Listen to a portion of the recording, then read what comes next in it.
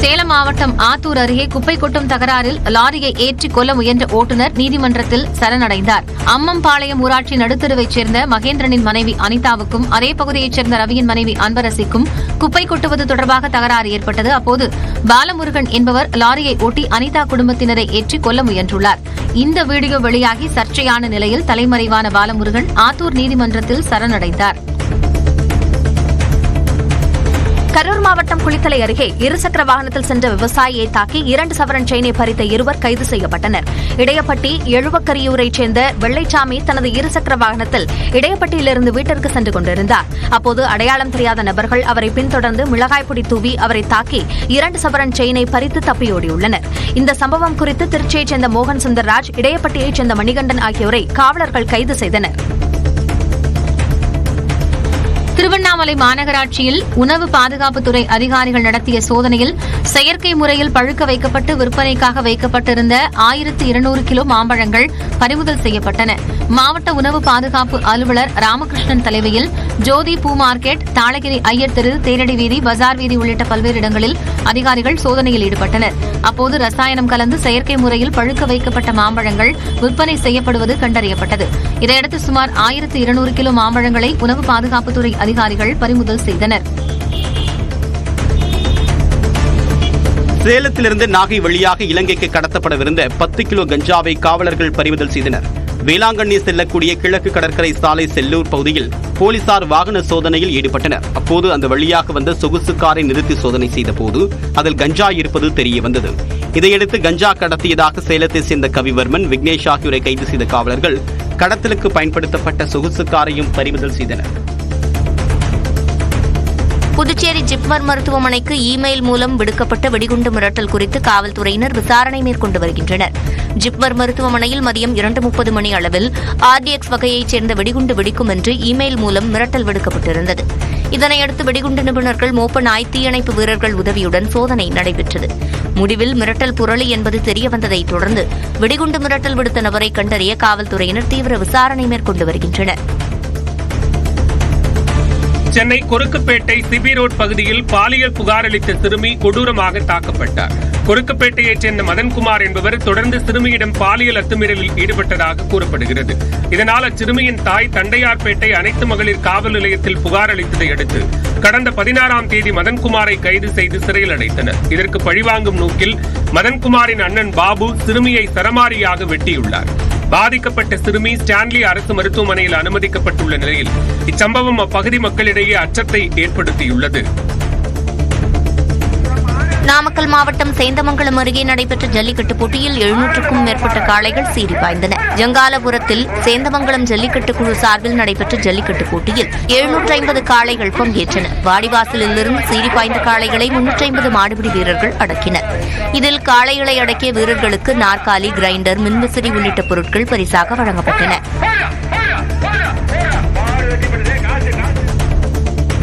ராமநாதபுரம் மாவட்டம் ராமேஸ்வரத்தில் தங்கையிடம் தவறாக நடக்க முயன்ற நண்பரை கொன்று வீட்டில் புதைத்த அண்ணன் கைது செய்யப்பட்டார். நம்புராஜன் என்பவரை கடந்த 30ஆம் தேதி முதல் காணவில்லை என அவரது சகோதரி காவல் நிலையத்தில் புகார் அளித்தார். இதனையடுத்து காவல்துறையினர் நடத்திய விசாரணையில் சுப்பிரமணியன் என்பவர் தனது தங்கையிடம் தவறாக நடக்க முயன்ற நம்புராஜனை கொலை செய்து வீட்டின் அருகிலேயே புதைத்தது கண்டுபிடிக்கப்பட்டது. இதனையடுத்து நம்புராஜனின் உடலை தோண்டி எடுத்த காவல்துறையினர் சுப்பிரமணியனை கைது செய்தனர். காஷ்மீர் தீவிரவாத தாக்குதலை தொடர்ந்து டெல்லியில் இருந்து கோவை வந்த ரயிலில் வெடிகுண்டு தடுப்பு பிரிவு காவலர்கள் சோதனையில் ஈடுபட்டனர். டெல்லியில் இருந்து கேரளா வரை செல்லும் ரயிலில் மோப்பநாய் உதவியுடன் சோதனை நடைபெற்றது. ரயில் பெட்டிகள், பயணிகளின் உடைமைகள், ரயில் மூலம் கொண்டுவரப்பட்ட தபால் பொருட்களில் சோதனை நடத்தப்பட்டது. ரயில் நிலையத்தின் நுழைவு வாயிலில் இருந்த பயணிகளின் உடைமைகள் உட்பட அனைத்து பகுதிகளிலும் முழுமையான சோதனை மேற்கொள்ளப்பட்டது. கொடைக்கானல் பிரைன் பூங்காவில் 62வது மலர் கண்காட்சிக்காக நடவு செய்யப்பட்ட வண்ண மலர்கள் பூத்து குலுங்க தொடங்கியுள்ளன. கடந்த 2 மாதங்களுக்கு முன்பு வெளி மாவட்டங்கள் மற்றும் வெளி மாநிலங்களில் இருந்து லட்சக்கணக்கான நாற்றுகள் வரவழைக்கப்பட்டு நடவு செய்யப்பட்டன. குறிப்பாக சால்வியா, பான்சி, காலண்டுல்லா உள்ளிட்ட வகையான மலர்ச்செடிகள் நடவு செய்யப்பட்ட நிலையில் தற்போது அவை பல வண்ணங்களில் பூத்து கண்களுக்கு விருந்தளிக்கும் வகையில் உள்ளன. இந்த பூக்களை கண்டு ரசிக்கும் சுற்றுலா பயணிகள் செல்பி மற்றும் புகைப்படம் எடுத்துக் கொள்கின்றனர். தேசப்பற்றும் குடும்பத்தின் கௌரவமும் கேள்விக்குறியாகும் போது பொறுமையாக இருக்க மாட்டேன் என இந்திய நட்சத்திர தடகள வீரர் நீரஜ் சோப்ரா தெரிவித்துள்ளார். பெஹல்காம் தாக்குதலுக்கு முன்னதாக கிளாசிக் ஈட்டி எறிதல் போட்டியில் பங்கேற்க வருமாறு பாகிஸ்தான் வீரர் அர்ஷத் நதீமுக்கு நீரஜ் சோப்ரா அழைப்பு விடுத்திருந்தார். இதற்கு சமூக வலைதளங்களில் கடுமையான விமர்சனங்கள் எழுந்த நிலையில் தன்னுடைய அழைப்பை ஒரு வீரர் மற்றொரு வீரருக்கு விடுக்கும் அழைப்பாகவே கருத வேண்டும் என அவர் விளக்கமளித்துள்ளார். மும்பை வான்கடே மைதானத்தில் வரும் ஞாயிற்றுக்கிழமை நடைபெறும் ஐபிஎல் போட்டியை 19,000 குழந்தைகளுடன் கொண்டாட இருப்பதாக மும்பை இந்தியன்ஸ் அணியின் உரிமையாளர் நீதா அம்பானி அறிவித்துள்ளார். இது தொடர்பாக அவர் வெளியிட்டுள்ள வீடியோவில் லக்னோ அணிக்கு எதிரான இந்த போட்டியை அனைவருக்கும் கல்வி மற்றும் விளையாட்டு என்ற முயற்சிக்கு அர்ப்பணிப்பதாக தெரிவித்துள்ளார். மேலும் குழந்தைகளை உற்சாகப்படுத்தும் வகையில் சிறப்பான ஆட்டத்தை வெளிப்படுத்துமாறு மும்பை வீரர்களை நீதா அம்பானி கேட்டுக் கொண்டுள்ளார். It's a very special game for me, and I think it's a very special game for all of you all who have been a part of this for many, many years. You please be the inspiration for these children and show them they can be whatever they dream to be.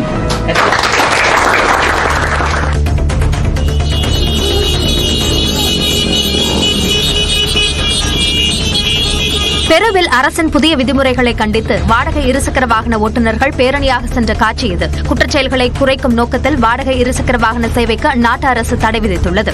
நெரிசல் மிகுந்த சாலையில் வழிப்பறி உள்ளிட்ட குற்ற சம்பவங்களுக்கு இருசக்கர வாகன சேவை வழிவகுப்பதாக அந்நாட்டு அரசு தெரிவித்துள்ளது.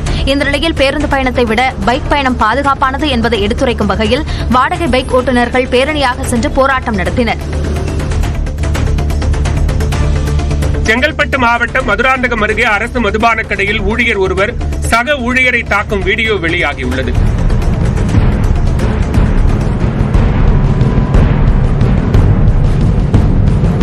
கீழவளம் கிராமத்தில் உள்ள டாஸ்மாக் கடையில் பணியாற்றும் வல்லவன் என்பவர் சக ஊழியரான பாரதி என்பவரை சரமாரியாக தாக்கியுள்ளார். இதில் காயமடைந்த பாரதி செங்கல்பட்டு அரசு மருத்துவமனையில் அனுமதிக்கப்பட்டுள்ளார்.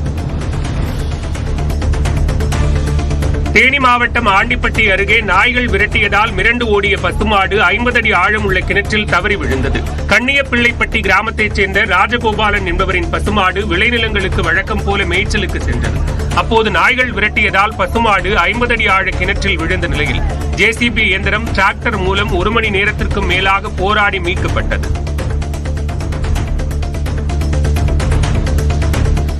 ராணிப்பேட்டை மாவட்டம் வாலாஜாப்பேட்டை அருகே கள்ளச்சந்தையில் மது விற்பனை படுஜோராக நடைபெறுவதாகவும் அதனை தடுத்து நிறுத்த வேண்டும் என்றும் மக்கள் கோரிக்கை விடுக்கின்றனர். மேல் புதுப்பேட்டை கிராமத்தில் வாலாஜாப்பேட்டை சாலையில் காலை முதலே பெண் ஒருவர் அரசு மதுபானத்தை கூடுதல் விலைக்கு விற்பனை செய்வதாக கூறப்படுகிறது. இதனை வாங்கும் மதுப்பிரியர்கள் சாலையிலேயே அமர்ந்து மது அருந்துவதாகவும் கூறப்படுகிறது. இதனை தடுக்க நடவடிக்கை எடுக்க வேண்டும் என்று மக்கள் வலியுறுத்துகின்றனர். உதகை நகரில் குடியிருப்பு பகுதியில் ஆக்ரோஷத்துடன் சுற்றித் திரிந்த காட்டெருமையை கண்ட மக்கள் அச்சமடைந்தனர். தண்ணீர் மற்றும் உணவு தேடி வனத்தை விட்டு வெளியே வந்த காட்டெருமை ஒன்று எல்கெல் பகுதியில் அங்குமிங்குமாக சுற்றித் திரிந்தது. இதனை பார்த்த மக்கள் அச்சத்துடன் ஓட்டம் பிடித்ததுடன் கூச்சலிட்டு மற்றவர்களுக்கு எச்சரிக்கை விடுத்தனர்.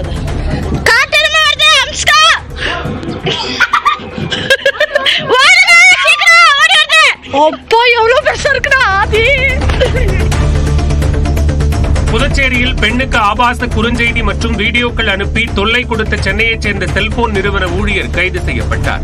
மூலக்குளத்தைச் சேர்ந்த பெண்ணுக்கு அறிமுகம் இல்லாத எண்களிலிருந்து தொடர்ந்து ஆபாச குறுஞ்செய்தி வந்ததுடன் வீட்டிற்கு ஆபாச பொருட்கள் பார்சலில் வந்ததாக கூறப்படுகிறது.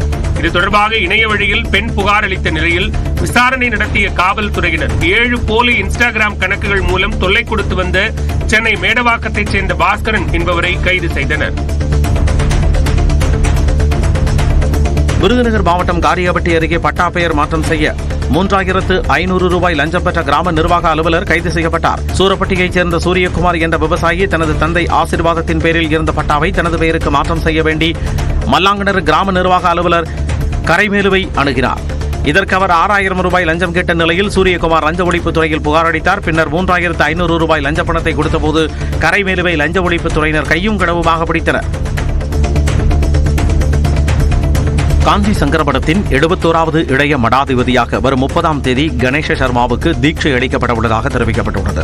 காஞ்சி சங்கரமடத்தின் 69வது மடாதிபதியான ஜெயேந்திரர் வயோதிகம் மற்றும் உடல்நலக்குறைவு ஏற்பட்டு கடந்த 2018ஆம் ஆண்டு காலமானார். இதையடுத்து இளைய மடாதிபதியான விஜயேந்திரர் சங்கரமடத்தின் 70வது மடாதிபதியாக பொறுப்பேற்றுக் கொண்டார். இந்நிலையில் ஆந்திராவைச் சேர்ந்த கணேஷ சர்மா டிராவிட் என்பவர் 71வது இளைய மடாதிபதியாக தேர்வு செய்யப்பட்டுள்ளதாக மடத்தின் மேலாளர் சுந்தரேசன் ஐயர் தெரிவித்துள்ளார். புதுக்கோட்டை மாவட்டம் களமாவூரில் தூக்கிட்டு தற்கொலை செய்து கொண்ட பெண்ணின் உடலை எடுத்துச் சென்ற ஆம்புலன்ஸை வடிமறித்து உறவினர்கள் போராட்டத்தில் ஈடுபட்டனர். கொம்பத்தான்காடு கிராமத்தைச் சேர்ந்த ஜெய அற்புதத்திற்கும் மணவாளங்கரையைச் சேர்ந்த வீரமணிக்கும் கடந்த 2 ஆண்டுகளுக்கு முன்பு திருமணம் நடந்தது. 1.5 வயதில் குழந்தை உள்ள நிலையில் இவர்களுக்குள் அடிக்கடி தகராறு இருந்து வந்ததாக கூறப்படுகிறது. இந்நிலையில் ஜெய அற்புதம் தூக்கிட்டு தற்கொலை செய்து கொண்ட நிலையில் வீரமணி குடும்பத்தினர் மீது நடவடிக்கை எடுக்க கோரி உயிரிழந்த பெண்ணின் உறவினர்கள் சாலை மறியலில் ஈடுபட்டனர்.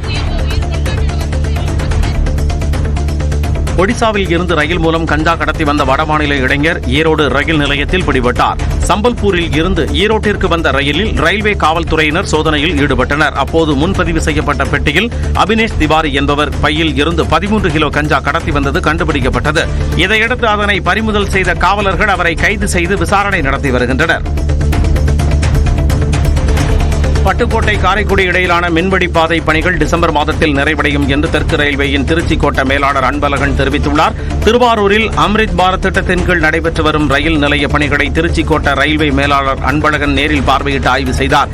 அதன்பின் செய்தியாளர்களிடம் பேசிய அவர், திருவாரூரில் அம்ரித் பாரத் திட்ட பணிகள் 80% நிறைவடைந்து விட்டதாகவும் மீதமுள்ள பணிகள் 2 மாதத்தில் முடிவடையும் என்றும் கூறினார். நீட் தேர்வு வினாத்தாள் கசிவு விவகாரத்தில் மூளையாக செயல்பட்டவரை பொருளாதார குற்றப்பிரிவு அதிகாரிகள் கைது செய்துள்ளனர். கடந்த ஆண்டு இளநிலை மருத்துவ படிப்பிற்கான நீட் நுழைவுத் தேர்வு வினாத்தாள் தேர்வுக்கு ஒரு நாள் முன்னதாக கசிந்து நாடு முழுவதும் பெரும் அதிர்வலைகளை ஏற்படுத்தியது. இந்நிலையில் முக்கிய குற்றவாளியான நாளந்தா அரசு பல்கலைக்கழக முன்னாள் ஊழியர் சஞ்சீவ் முகியா கைது செய்யப்பட்டுள்ளார். இவர் பீகார் பணியாளர் தேர்வாணைய தேர்வு மற்றும் ஆசிரியர் தேர்வு வினாத்தாள் கசிவு வழக்கிலும் குற்றம் சாட்டப்பட்டுள்ளார். டெல்லி துணைநிலை ஆளுநர் வி.கே. சக்சேனா தொடர்ந்த அவதூறு வழக்கில் சமூக செயற்பாட்டாளர் மேதா பட்கர் கைது செய்யப்பட்டார். 2001ஆம் ஆண்டில் தொலைக்காட்சி ஒன்றிற்கு பேட்டியளித்த மேதா பட்கர் அப்போதைய காதி மற்றும் கிராம தொழில்கள் ஆணைய தலைவரான சக்சேனா குறித்து தெரிவித்த கருத்துக்கள் சர்ச்சையானது. இதைத் தொடர்ந்து மேதா பட்கர் மீது சக்சேனா அவதூறு வழக்கு தொடுத்திருந்தார். இந்த வழக்கில் சாகேத் அமர்வு நீதிமன்றம் அவருக்கு பிடிவாரண்ட் பிறப்பித்ததை அடுத்து அவர் கைது செய்யப்பட்டார். பின்னர் நீதிமன்ற உத்தரவுப்படி நிபந்தனைகளுடன் விடுவிக்கப்பட்டார். உத்தராகண்டில் ராணுவம், துணை ராணுவம் மற்றும் பிற பாதுகாப்பு அமைப்பினரின் சீருடைகளை முறையான சரிபார்ப்பு இல்லாமல் விற்பனை செய்யக்கூடாது என்று காவல்துறை உத்தரவிட்டுள்ளது. பாதுகாப்பு படையினரின் சீருடை மற்றும் தொடர்புடைய பொருட்களை விற்பனை செய்யும் போது அவர்களுடைய அடையாள அட்டை மற்றும் செல்போன் எண்ணை சரிபார்க்க வேண்டும் என்று டேராடூன் காவல்துறை அறிவுறுத்தியுள்ளது. பெஹல்காமில் ராணுவ உடை அணிந்த தீவிரவாதிகள் தாக்குதல் நடத்தியதை அடுத்து பாதுகாப்பு முன்னெச்சரிக்கையாக இந்த உத்தரவு பிறப்பிக்கப்பட்டுள்ளது. அன்றாட வாழ்க்கையில் தொழில்நுட்பத்தின் பயன்பாடு அதிகரித்து வருகிறது. குறிப்பாக சீனர்கள் பல்வேறு பணிகளுக்கு ரோபோக்களை பயன்படுத்தி வருகின்றனர். அந்த வகையில் இயற்கை எழில் கொஞ்சும் சுற்றுலா தலங்களில் வழிகாட்டிகளாக ரோபோக்கள் களமிறக்கப்பட்டுள்ளன. இந்நிலையில் ஷாங்காய் வானிலை அருங்காட்சியகம் மற்றும் திரைப்பட அருங்காட்சியகத்தில் இடம்பெற்ற மனித ரோபோ மற்றும் நாய் வடிவ ரோபோ சுற்றுலா பயணிகளை வெகுவாக கவர்ந்தது.